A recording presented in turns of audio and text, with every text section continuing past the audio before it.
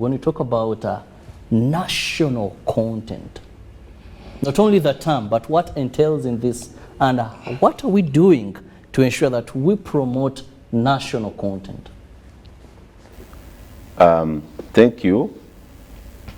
National content as a concept is defined in our laws, the ones that were made in 2013, but it is the promotion of enterprises that are Ugandan established or Ugandan owned, to the employment of Ugandans and skilling of Ugandans and giving them capacity to work and take benefit of the sector. As we stand right now, this has been one of the core values of the sector. And right now, from February 2022, when FID was taken for the 3 projects of Kingfisher, Tilenga, and ECOP, we now have over 10,000 people who are working directly in this project, either as employed by the oil companies or the contractors. And out of them, we now have close to 95% Ugandans, and that's what we call national content. We've made it mandatory that for all unskilled labor, they should employ people from where the project is.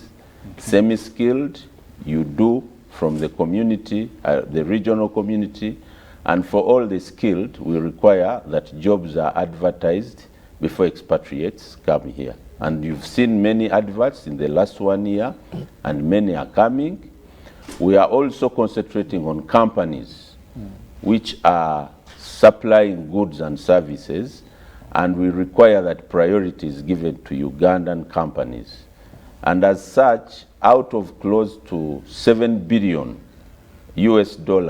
of contracts that have been awarded from February 2022 when FID was done up to now, close to $1.7 billion is to Ugandan companies. And for us, I think that's what Humphrey is talking about. That's what we call value retention in the country. And we aim at having a target of retaining at least 40% of the value that is coming into the country as retained as part of national content. Yes. I'm happy that we have this ring fencing, because actually it promotes national content, like you said, and the fact that that was factored in. How do we close gaps for unskilled labor? Yes, this is for Ugandans within the area. Then when you talk about any advert, priority first given to people who are Ugandans, this is also another thing I find very, very okay. And we hope that 40% you're talking about retention, at the end of the day we shall have it. But I want to move to Peter. There is an area of my interest so much, and that is the refinery. You know, so much has been said, and so much we are waiting to see, but just give us an update when it comes to this refinery. How far are we progressing, you know, because we have a deadline. 2025, I'm eager to see the first oil. Oh, great. No, thank you. So we in the oil and gas sector, we are developing about 5 projects, the key ones. The refinery is one of them. The ones for which we took a final investment decision in February 2022 were Kingfisher and Tilenga, which will produce the crude oil, and the East African crude oil pipeline that will transport the crude oil to Tanga for export to the international market. So those 3 are now under construction. Right behind them is a refinery, a 60,000 barrels per day refinery. So the refinery will be able to refine 60,000 barrels of crude oil per day. That's basically what it means. And as you understand, the refinery requires crude oil as its only raw material to function. So it's natural and it's prudent that it is slightly behind the oil producing projects, which are Tilenga and Kingfisher. So it's structured to be at the maximum 2 years behind first oil. And I think we are on course because we've done the preliminary elements that are required to get the refinery to the final investment decision and construction stage. So what have we done? We've done front-end engineering and design. Basically, the engineering design that tells you this refinery will require this technology to produce this kind of products, what we call the product slate. And then we try to see how is the market going to respond to these products. Can all these products be sold in Uganda? Do we need to export? If we are to export, what do we do? And so that is done. And we had that approved by the government and by the regulator. So we have that in the bag. It's done. We are just doing value engineering on top of that. Now, because we are sensitive to the environment and we apply the highest standards in environmental management, we've also done an environmental social impact assessment for the refinery. That is complete. We're at the stage of sending it to the National Environmental Management Authority, NEMA, to review. And that process of review will involve the public, it will involve academia, it will involve civil society. So the whole country will be involved. And we believe that that will be concluded soon. And thereafter then, we'll be able to take our final investment decision, which we hope should be taken next year. And then we start the construction. Our intention is to have this refinery operational and commissioned to start refining crude oil by 2027. Why is the refinery important? Maybe if I can pose that question to drive the point. The refinery is very important because of majorly 3 reasons. One is that we are spending about $1.4 billion every year in importing petroleum products from the Gulf, from India, and from other places. Now, this refinery will be able to substitute a significant portion of that import. And what that does to our balance of payment, our balance of trade is absolutely significant. Second, as a country, we cannot develop without industrialization. We cannot grow. So, and oil and gas is very important in supporting industrialization. So this refinery will help us, will help us build an industrial base around the areas of petrochemical industries, fertilizer plants, and other elements. And what that will do to our export capability, our revenue generation, our ability, our tax base will be extremely significant. We've done a macroeconomic impact assessment on the impact of this refinery, and the numbers are extremely exciting for the country. The last one is to create a value chain. So when the refinery produces these products, there is an industrial value chain that is created, there's a supply value chain that's created, there's a skilling value chain that is created, that we shall home base but will eventually be exported by our businesses through the Uganda Chamber of Mines and Uganda Manufacturers Association, and that's how nations grow. Now, a quick one, Peter. I've seen nations that went far ahead of us or early enough in oil exploration. I'll give a country like Nigeria. I talk about the likes of a bit of South Africa. All these countries seem to be just waking up.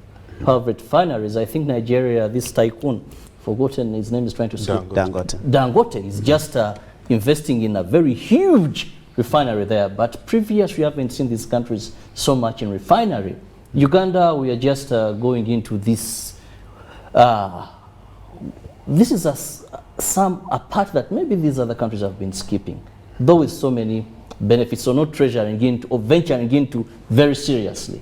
Why have we, and what are the chances of this being successful? No, it will definitely be successful because we have the right technology, we have the market, we have the crude oil, we have looked at what can be produced out of the crude oil. So technically, we are sure that the refinery will work. And commercially, we have done the analysis. It's probably one of the most profitable projects within the sector today as we speak. Now, why did some countries not do it. And to be fair, many countries have done this. Many countries with oil and gas resources have many refineries. Some have not succeeded in that space, but the majority have really succeeded. If you look at the numbers of oil-producing countries that have refineries, most of them have succeeded. And today, we are getting most of our petroleum products from the Middle East, from India, from other places that have successfully run refineries. Some much bigger than ours, 2 million barrel refineries, 1 million barrel refineries. Dangote has built 600,000. So it is successful. And if you look at the one of Dangote, for instance, it's structured like ours, a refinery with the petrochemical industrial park or zone around it. And that's exactly what we are trying to do. Now, Uganda is lucky that we've got our crude oil with so much to learn, so many countries to learn from. And it's possible that some countries didn't have enough sample space to learn from. But Uganda also took time to go out there and look at countries that succeeded and those that did not succeed so much, and to draw our lessons. So when you look at our legal regime, our commercialization structure, it is drawn on these lessons. So we are sure that the refinery will be of significant value to this country. And the crude oil will definitely benefit this country and not be a curse, because we've undertaken studies that have allowed us to put in place checks and mechanisms to avoid what has been dubbed as the oil curse. But even the one that is less spoken about, the Dutch disease, where all industry ceases and everybody goes into oil and gas. So when you look at our law today and our governance structure, we've put in mechanisms that I cannot go into now, that avoid, that limit, that disable the Dutch disease or the oil curse from happening. So we are sure that we'll be successful. Well, that is an area of interest. Actually, I'm happy that our country has looked into the refinery, because there's so much that countries give out when they don't have refineries. Yes. Look at the plastic industry. Absolutely. A very booming industry, but if you just export crude oil without a refinery, then those people are going to get all these byproducts, if I may call them that, and invest. Look at the fertilizers. We import so much fertilizer. Now, if we just go into oil production and we don't have a refinery, that means that someone is going to take our crude oil, then we import fertilizers. There is so much byproducts, and I'm happy that our government is taking that direction. Now, this brings me back to Humphrey. This is the third edition of the oil and gas media campaign. Just give us a background of this. So thank you for that. Now, as the Uganda Chamber of Mines and Petroleum, we owe it to our members and the general public to be able to provide them with regular updates, with the correct information about this sector. And so about 3 years ago, the Chamber of Mines and Petroleum came up with the idea of 90 days of oil and gas. And every week within the 90 days has its different theme. We're trying to put out as much information to the public.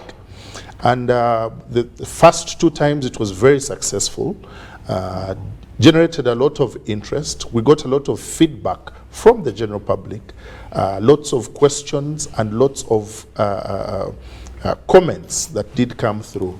And so we felt that at the end of the day, it's something we need to continue with. This year, we are running this media campaign as the Uganda Chamber of Mines and Petroleum on all media platforms, whether they are print or electronic, whether it is on the traditional media platforms like we are now, or on other social media platforms, so that we are able to handle the theme that we have chosen, facts about oil and gas, so that we can put as much information. Now, we are aware that during this time, there is a lot of misinformation about lots of things that seems to be cropping up in various circles. And we felt as a chamber, no, it is our place to disseminate and to work with our strategic partners like the Petroleum Authority of Uganda, like the international companies, Uganda National Company, Total, and all the others, to be able to put across what are the facts, What is happening with the opportunities? Where are we? Okay, is Fast Oil 2025 even possible? Okay, what is the story of the persons affected by the project? National content, how are we doing with national content? Are we on track to hit our target of 40% value retention from this industry? And when it comes to the environment, social and governance issues, what is happening? What are suppliers doing? What are the players doing around ESG?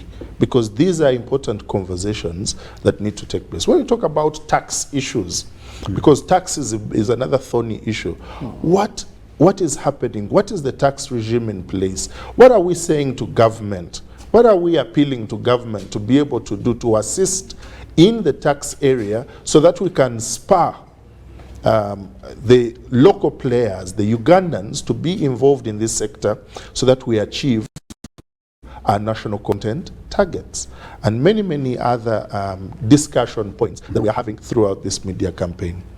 Now, that was said, and we believe we need more participation in these 90 days of campaigns from you, the public, so that we ensure that not only people in the private sector and government get interested, but even you Ugandan, this is a natural resource. This is our oil. Ugandans, this is our resource. And this brings me now to Ali, just next here to me. How big is our oil and gas sector? And with this campaign, will we be able to realize or optimize full potential of this sector for economic growth? People sometimes tell us, don't be excited. Oil is not going to be here forever. You know, soon we shall have it done. A lot of sometimes misconception, like Humphrey called it. So just paint a picture for us. Okay, thank you. In respect to the reserves, we have what is called STOIP. STOIP is the oil in stock, if I should say. And so far what has been confirmed is 6 billion barrels. And out of that, there is what can be scientifically recovered from the ground using the latest technology, but also considering the safety of the reservoirs and the environment. And that is around 1.4 billion barrels. That is only coming from the Albertine region, where close to 40% has been explored. As you are aware, there are more explorations being done by a company called AMA, another one called DGR in the Albertine. Those are not counted, and we expect that hopefully we can have good news from there. But also of recent, government gave out a license to Uganda National Oil Company as our baby. Uganda National Oil Company is the Ugandan fully owned company where Peter works, and it is also doing exploration in an area called Kasurubani. But we also have another company called Oranto doing exploration in 2 areas. It has 2 licenses in one area. But we also have prospects in the sides of Karamoja and so on that have not been fully licensed. So basically, from a resource perspective, we have that 6 billion and 1.4. And I think you are right. One of the reasons and why we thank the chamber is for us to come and transparently put what is on the table. When you say 1 billion barrels, then the country should know that this is not going to change everyone's life. That's why we need to put it on the table to manage expectations, that it is 1 billion barrels, 1.4, which is recoverable out of 6. We are also doing exploration, which is looking for more. And that's why we come out transparently to see this is what we have in our, farm. Now, out of that, so far, the progress is that we are managing it. I mean, we are going to develop it under 2 projects. One is called the Tilenga, another one called the Kingfisher. Tilenga, the one being taken forward by Total, is expected to produce around 190,000 barrels per day. And the one of Kingfisher around 40,000 barrels per day. And so far, from February, when FID was taken, early works have gone on, civil works in Tilenga and civil works in Kingfisher, and everything is on course. We are going to use 4 rigs, 3 of those rigs to go down in the reservoirs. Those reservoirs are between 1 to 7 kilometers underground. So we have to bring rigs. Those rigs have been brought. I think you've seen some of them. State-of-the-art rigs. They are called walking silent rigs. They are environmentally friendly. And I should say that so far, the 3 of them that have arrived, 2 have already started drilling, and that's what they call spudding, which was commissioned by HE in January. And the good news is that they have reached the reservoirs, which have confirmed that the oil is there. And that is very good news, because from a scientific perspective, when we've been saying, do we have oil? We have been like how you are in labor. When you are pregnant as a lady and you have scans, and they are all showing that there's a baby inside. Now we can confirm that, you know, the doctor has touched the baby and the baby is there, although that baby is 7 kilometers underground. Now we are building the facilities that are supposed to bring that oil from down, 7 kilometers down, to the central processing facilities, which are supposed to clean that oil and remove impurities, and then 3, do the flow lines that are supposed now to transport it from Muliisa and from Buhuka Flats to Hoima, where it will start the long journey first to what Peter was saying, partly to go to the refinery, the 60,000, and then the balance starts now the long journey of ECOP to the coast for selling. The ECOP was one of the projects also, FID was taken. It is also in progress. The early works have started, especially from Tanzania, because Tanzania gave us a port, Tanga, but the port is fresh. There's a big port which is operational, but the space they gave us is a green zone. It is a new area. We have to do all the infrastructure on that port. So that's where most of the work has started, and it is moving backwards, but also in Uganda. Construction has also started, houses for the people who are affected, 177 families, they were handed over, and we are on course for first oil 2025. Well, what an elaborate process, and I must thank you, Ali. You've really taken us through.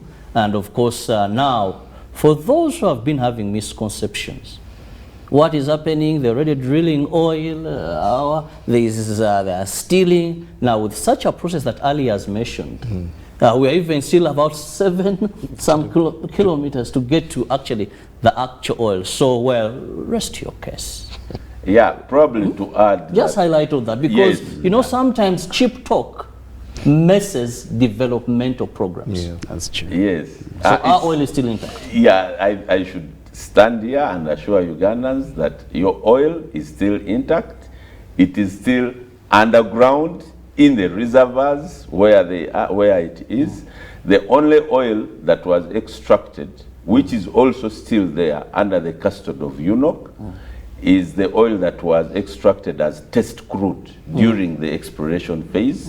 And we have kept that in containers, and if you go there, and many people that have gone there, we have shown them. It's completely scientifically and economically and logistically impossible that this crude can be sold in the state, extracted at night, as you say, and sold in the state that it is in. And therefore, I think such comments should really not see the light, should not even appear on a national television like UBC. Thank you for that clarification. Now, Peter. Yes. You're from the Uganda National Oil Company, and a fairly hard one for you, I must say. Now, international organizations, civil society organizations, and many that come out there have talked about this entire process, more so when we talk about the East African crude oil pipeline, that is the ECOP, that there is violation of human rights. Environmentalists have also come up and said, well, fossil fuel is something we are going away from this, and because of the dangers, I want to get it from you. How safe is the process? And how is this campaign going to help as far as providing information and confidence amongst Ugandans that this is the way to go, but all safety measures have been put in place? Thank you. A very loaded question. I'll attempt. So true, oil and gas extraction happens within the environment that people live in and that interacts with everyone. And so it has evolved into, its operations have evolved to really have extremely high standards in matters of environment, in the matters of managing diversity, and matters of managing social impacts. And so I'll quickly run through the process of what all our projects have gone through. All our projects are required and have done environmental social impact assessments. And the way, what this process does is to look at all impacts that the project will have on the environment, on the social, and literally classify them into high, medium, and low. And then the next process after identifying these impacts is to avoid the high ones, the ones with the highest impact. And those that can't be avoided are mitigated. So we go through a mitigation mechanism. And that mitigation mechanism will include things like what my colleague Ali has just been talking about. What kind of rigs do you deploy? Because definitely the silent working rigs are more expensive than the non-silent working rigs. But what is the reason? Because you're trying to mitigate something. So Tilenga, Kingfisher, East African crude oil pipeline have all had very stringent environmental social impact assessments that have aimed at minimizing the impact that will have on the environment and on the people.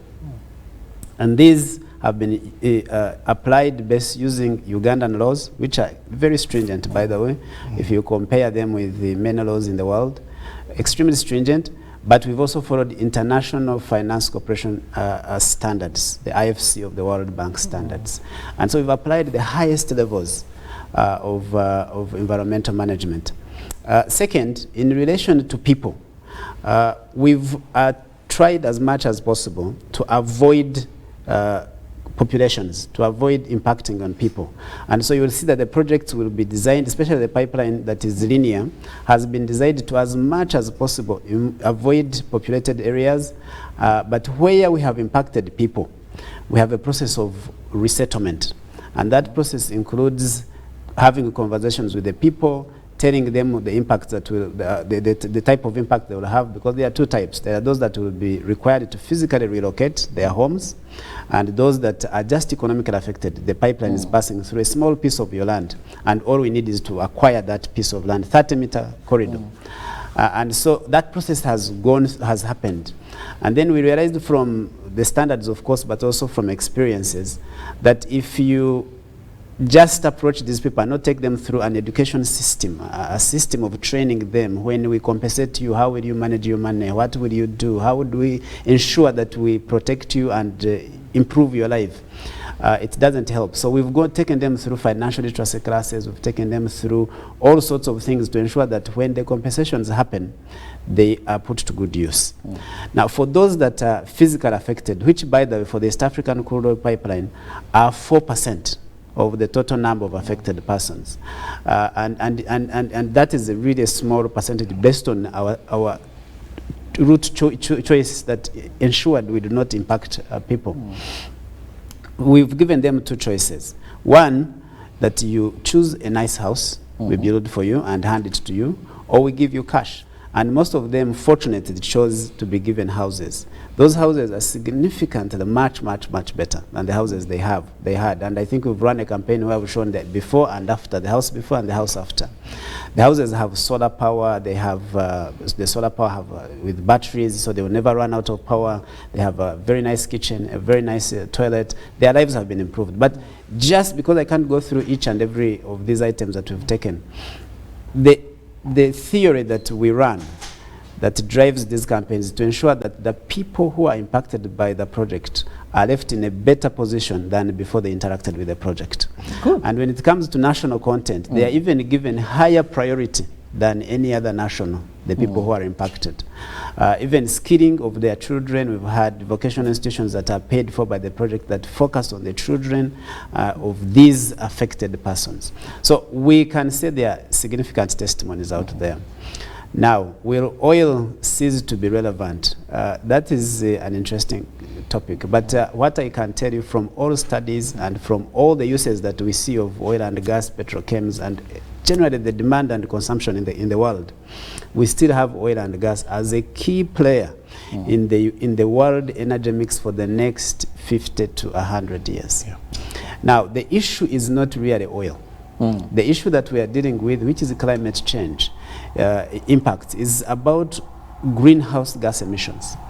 And the fight that we should all be involved in is how to reduce these emissions. And how do we reduce them? There is technology now, carbon capture and sequestration, that is improving.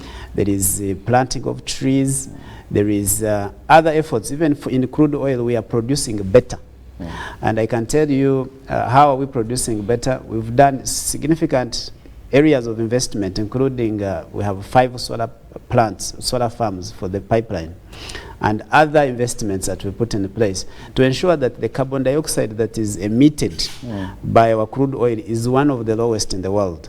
And what has been our result? Our result is that today we shall produce 13.3 kilograms of carbon dioxide per barrel that we produce. And that may not sound significant until I tell you that the world average is 33 kilograms per barrel. So that means that we've done everything to produce the crude oil better than most have done. In Uganda, I'm sure you've seen on TV and other places, and you've seen where oil is produced there, literally like furnaces. Yeah. In Uganda, that's called flaring. They are flaring the gas that is produced with crude oil. In Uganda, it is illegal to flare. So, but oil comes with gas. So what are you going to do with the gas? And what we've done is that we are going to produce liquefied petroleum gas out of that gas that in other countries is burnt and emits carbon dioxide. So we've not only saved the environment, we are going to produce liquefied petroleum gas, LPG, about 100,000 metric tons of LPG per year. And why is that significant? It is significant because Uganda's #1 source of carbon dioxide or greenhouse gas emissions is cutting of trees and burning them. And LPG is a perfect replacement for charcoal and for firewood. And so we are not only stopping the degradation of the environment and the cutting of trees, we are limiting the emissions from the production and replacing forest cover loss by LPG, and with just one stone, we hit 2 birds. Well, I just wish I had more time, because actually Peter's revelations here answer to the global fear of fossil fuel and green gas emissions. Now more so when you talk about what we are going to be emitting and how we are protecting it, 13.3 kgs per barrel. I think that is something very tremendous when you look at globally for them that are emitting 33 point actually. So, and above all, what has caught my interest is LPG. You know, when you talk about green gas emissions, if every household in Uganda, now for my viewer, Peter is a bit technical. He's talking about this gas you can use for cooking. Yes. It's been quite expensive now, but if it's produced within Uganda, and homes can run away from charcoal, homes can run away from firewood, automatically I won't tamper with our forests that so much.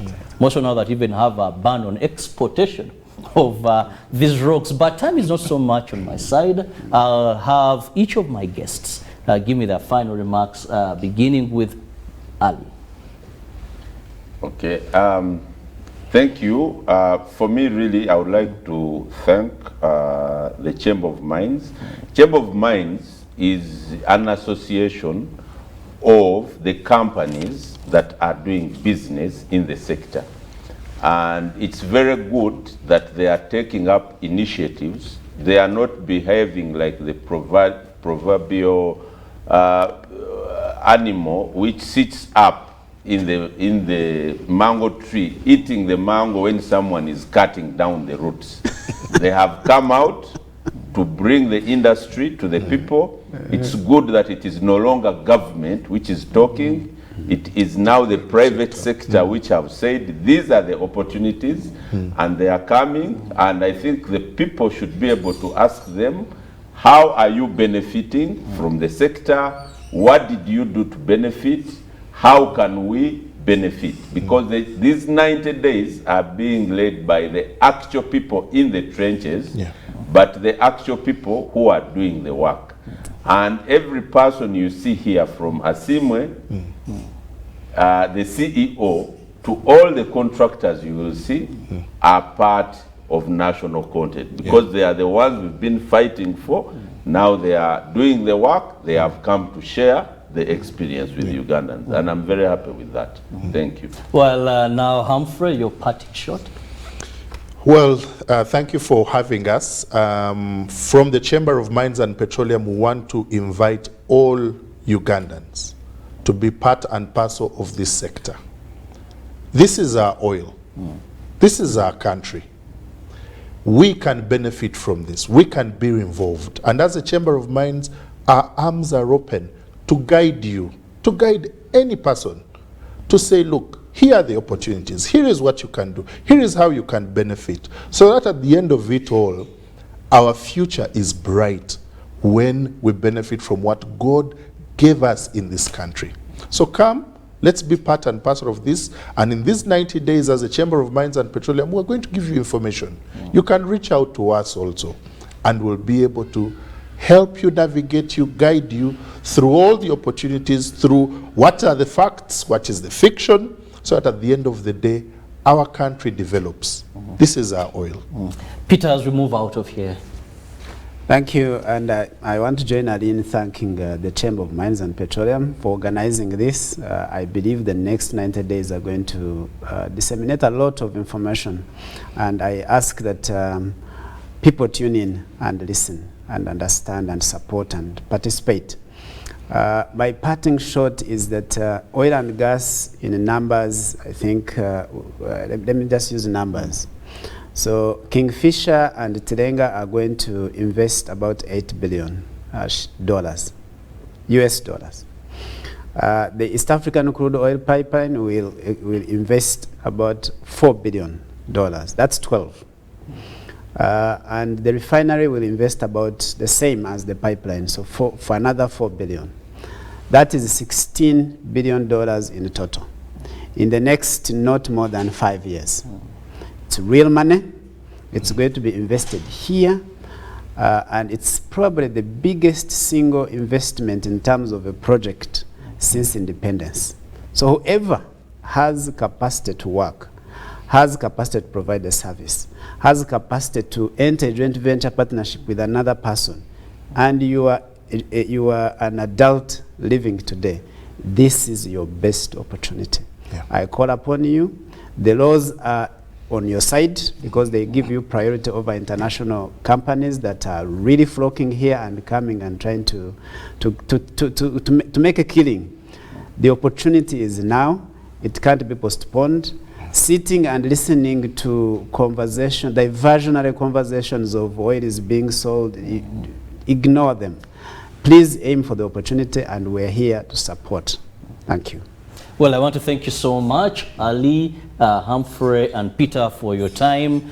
One wise man once said, "He who has not researched has no right to speak." Please, the chamber is there. Approach it so that you have the right information. And above all, opportunity comes to those who are prepared. Prepare yourself for this could be your life-changing opportunity. Yeah. Get all the information you need to know, how best you can tap into the enormous benefits that are there. And I'm very grateful that a number of opportunities have been ring-fenced for you, the nationals. Have a lovely day. See you tomorrow, God willing, for God and my country. Good morning.